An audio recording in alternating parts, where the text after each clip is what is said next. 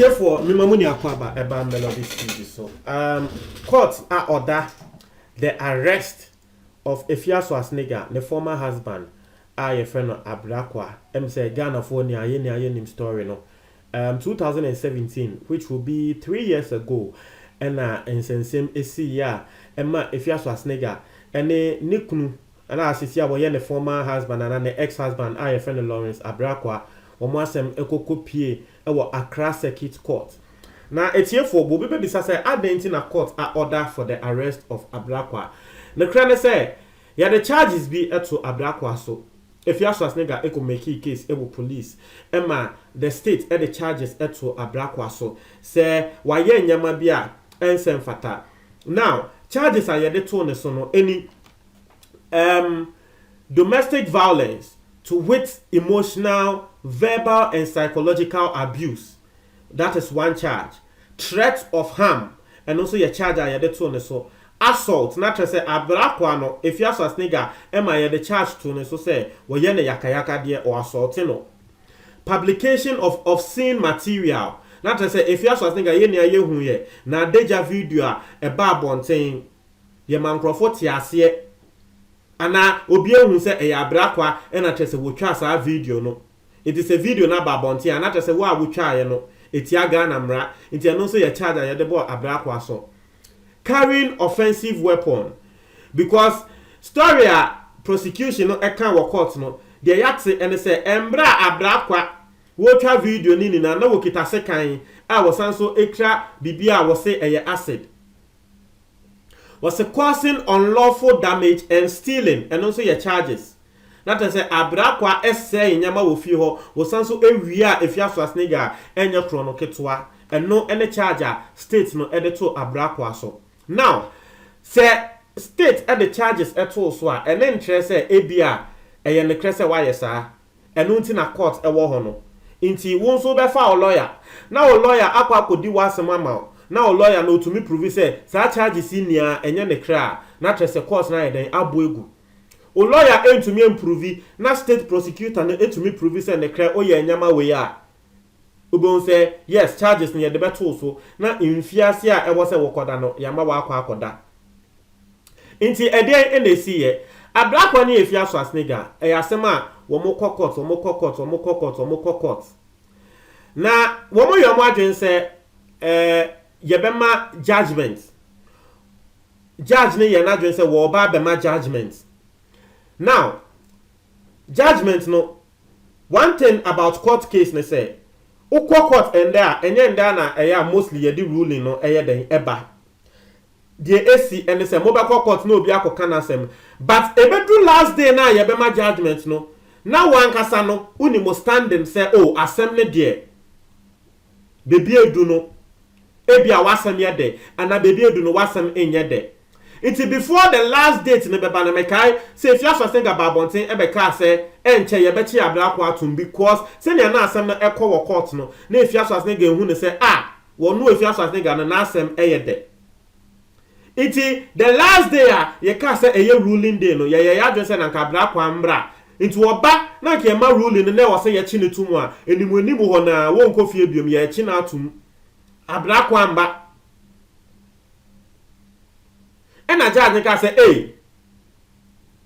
Abranche ya mba dey say ruling no into me mba so because yes rightfully so say judge eko ruling say Abranche ne say bi wo difo na wo say ye chi ne tumu say wamba nti ebesi dey chi na atum nti judge no agene case no ena ye the case no eko Monday March 23rd 2020 Monday ye twemu a and also Abrakwa se hwe ehemehe wamba judgment day no wamba ena tese wo moko court ena judge ni bisa Abrakwa omba ni anu na Abrakwa no ne lawyer ne ba o womba ni anu na ne lawyer ne ba ena judge ni bisa Abrakwa lawyer no say ana ewo client no eden na esi aden na afa ye du say ye ba be ye we ruling na one person obeba tese ono obaso ogitum say onim say ye be chi na atumu ana say den Abrakwa lawyer bie na no a wo say me cry me client me ni mo my friend Simon Sanka no my hwehwe na me hu no to say me ntene nka na judge ni say eh sir na to say e bia Ablakwa no de ahwem no because who the lawyer can no ntene nka and the sir there may issue the arrest warrant say police for ehun wo bebia wo mo enche na enye den emfa no embra because want to me enye say asem na ba court ewie na ye ba be di asem a wo ye ho kokwasa ye mpene it be issue arrest warrant amount and no enema judge no wodi ebufuo issue arrest warrant judge a wodi asem no ye friend Miss Justice Abena Opon Ejindoku and wo issue arrest warrant ema Ablakwa say aposifo enkonkoche Ablakwa and that me no ka say ya chino yan chino asem no embae inti wo hwe Adom online kra na wo mo report asem we a title a wo mo de to asem ne so kra and the court orders arrest of former husband of Efia Swasnega eye Ablakwa ya na ye ka ne ho asemi etiefo enye easy kra na prosecuting officer wo oka asem no we yebeka say wo Kama state no that is Efia Swasnega on the side no prosecuting officer and your friend Sergeant Opoku Eniejie now Efia Swasnega ene Ablakwa nsensem ni sie em se Ghana fo ni ye nim de ekoso into the prosecuting officer no won no na wode asem na nkasa ekokọ dan court because asem na court ne de na wo say wo pay mo kan kra ni na into nsem a wo kan wo court me be say me read the etremo wo say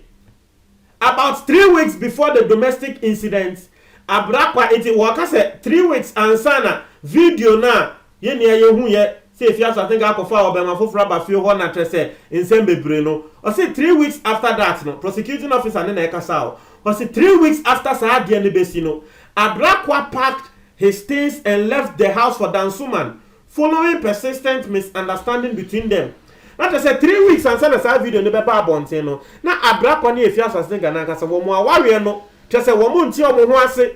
akasa here and there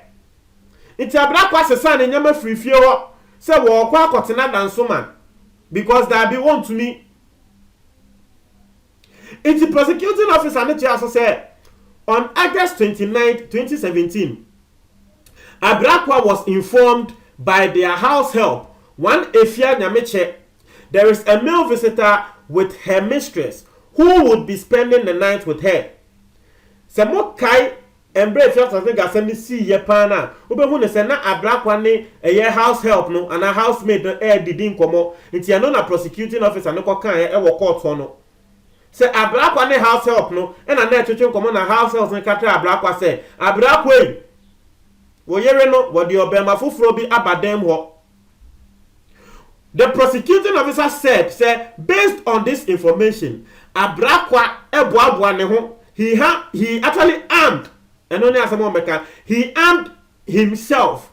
with a kitchen knife and a bottle containing some liquid purported to be acid. It's Ablakwa, the prosecutor look at what court on the said. Ablakwa, what is a fear edi obama fufra bad dem hono. And Ablakwa fa sekan ene acid aye na ye hu video na Ablakwa kita ade bia na wo ka say acid no inti a na prosecution ne tua so say Ablakwa ba ye no wan fa gate wo hri wo ida say gate ni atum wo se den o ba wan fa gate wo hri wo na wo besi compound ni mu Ablakwa besi compound no hu say wo bema no ni Efia Swasnega ehye inside no obema ne car ya park wo compound no so e ho na Ablakwa akofa sekan na wo kita no wo de wo wall tiles ni na edwo wo be ma no ne tiles no kesa wo be ma no wo ne yere eda e wo mpaso nti no wo jojo ne car tiles e no ko jojo tiles no prosecuting officer ne na kan sem we ni awo court no wo jojo tiles ni na wo wie ya no e na kese wo call edan ni mu na wo ko bu eye punu nani nti wo bu punu nani na was saw will be back as a interbanese no saw camera this way so into the prosecuting officer they can say what threat yes a second na wokita any acid no wo be hwie egwo so and na the second be wo mo into wo munchi na ho ano no Ablakwa ne nso ni phone na won record it and I was so phone now was shas as a war record ya yenia yebenya sa video ni bi eye den ehwe ye no nti ano ene nsem a wo mo edekọ dan court a na afei court wo mo keka nsem na nti prosecuting officer ne kaka ho se Abrakwa eka kire Efiaso Asnega se won kọ ni kotodwe anim na wonu Efiaso Asnega ne nkanto ne ho so se woye ahyawoni na nsan se Abrakwa kita asset ne sekan na Efiaso Asnega suro ni nti no Efiaso Asnega eyeye because no wonim se Abrakwa e ba be se nenim na se wo kaya. It was during that year. Monkai, okay, pan. It was during that time. And I just say, Ghana, na acid in sensem, a coso pan. So we be obinya asema, we say we share acid egune so. Mokaya embrebi ba Ghana, na sa hade no a coso. We be obinya kasakasa pa say we share acid egune so. It was during that time. And I sa hade ne ba Inti, no mo see Efiaso Asnega sro. Say Abrakwa be say nenim. Nti ono so koniko todwe anim e na trese wo bo mpa me se obo ye ka okotodwe anim bo pa okoniko todwe anim se ne Abrakwa ne kan no e na trese wo declare say wo ya hyewo ni just like what Abrakwa said say wonka whilst Abrakwa held the bottle of acid in his hand eno ene nsemo a ye de ekoko dan court na wo bi nim se asem we ni na se ne na ekọ wo court na ba kwahwa na na asem enye de interna no one back court no se then no one actually knows but the lawyer aba bonten ka se wo no kra wonten nka ebia na branch ne yare eda baby ebia na de no one knows ebia no through corona 19 on person obeko no one knows but at least yen yesu say bibie ni ananka wo se wo lawyer at least wonim but wo lawyer so say wonim nti asem ne de aya asem sebe and then judge no edi ebufuo order for the arrest of Abrakwa. Yanko hwese police for ebetumi achi na arrest na because mene o ka say ye nia ye wa ha and at the same thing and away ye Haji Afati ye the same thing up to now. Obi eni wa okwa arrest no me catch am say obi eni wo betumi akwa arrest Haji Afati up to now police ni bi eni wa akwa arrest no ati ase intino mo try mo adu comment box me for ya da ase